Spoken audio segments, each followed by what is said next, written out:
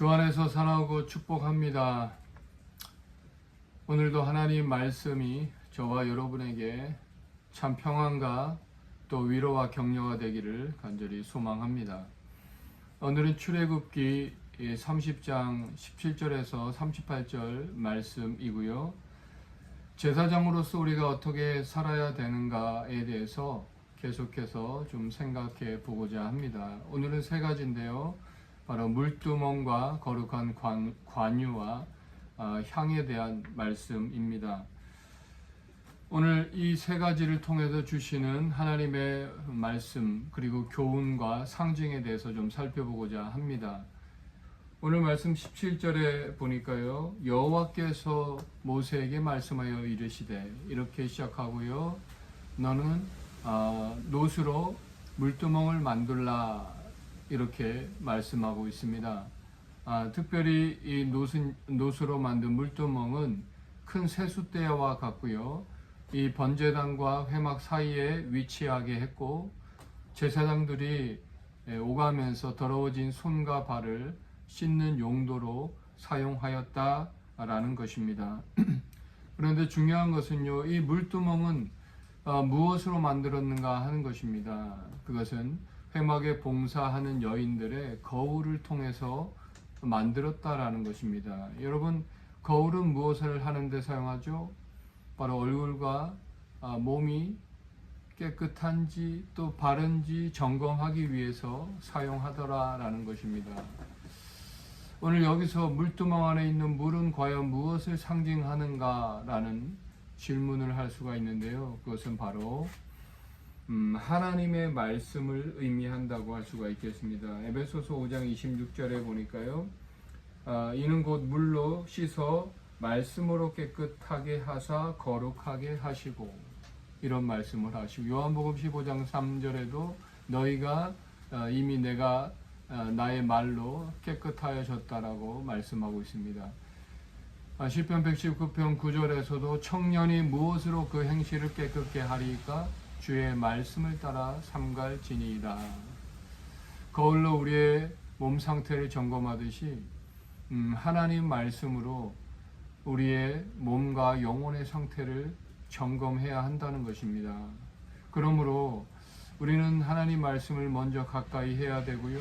이 하나님 말씀에 비추어 나의 잘못된 것들, 나의 죄들을 회개할 수 있어야 합니다. 회개해야 한다는 것이죠. 왜 그렇습니까? 거기서 끝나는 것이 아니라 바로 성소에 들어가서 봉사하기 위해서 하나님과 또한 교제하고 친밀함을 누리기 위해서는 먼저 회개의 자리에 회개가 필요하다라는 것을 여기서 말씀하고 있는 것입니다. 예수님께서 유월절 성만찬을 하실 때 제자들의 발을 씻기셨습니다.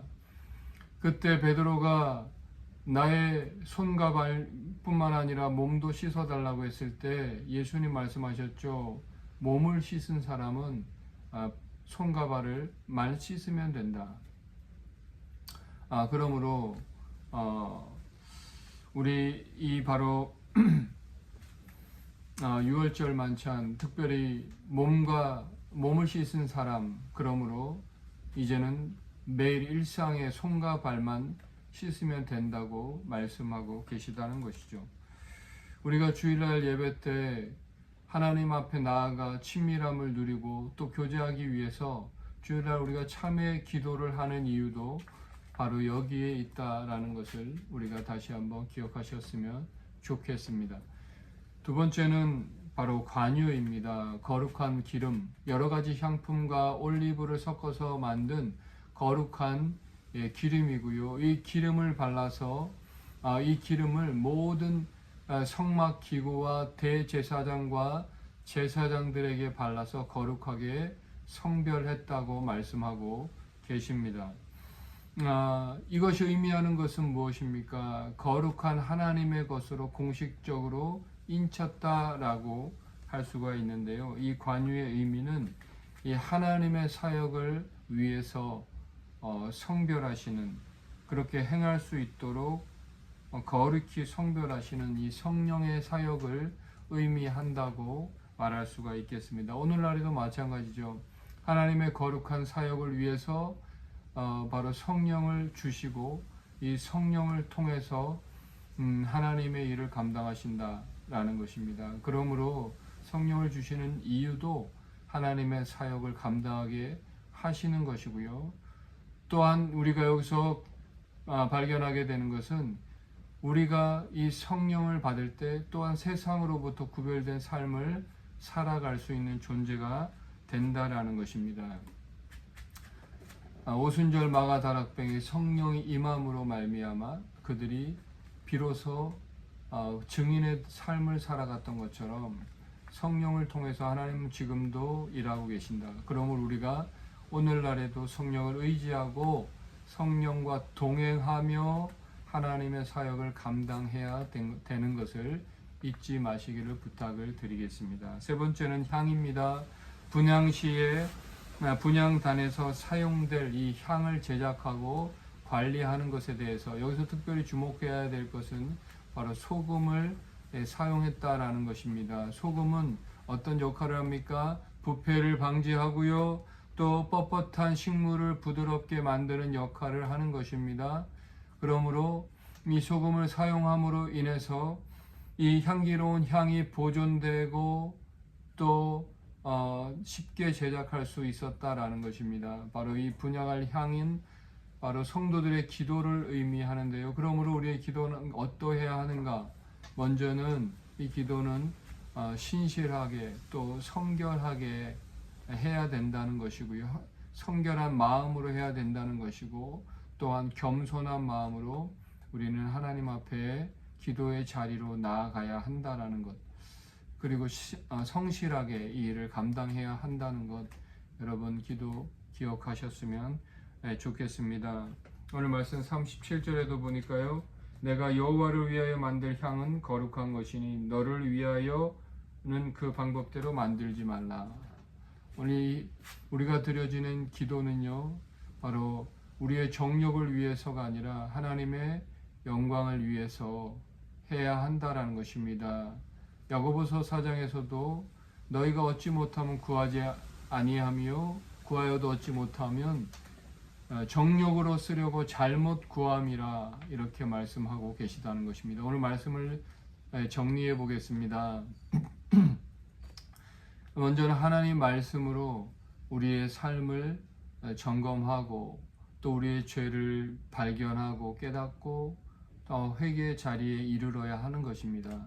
거기서 멈추지 마시고요, 하나님과 친밀한 교제, 또 하나님과 함께하는 그 성막까지 나아갈 수 있는 그런 저와 여러분 되셨으면 좋겠습니다.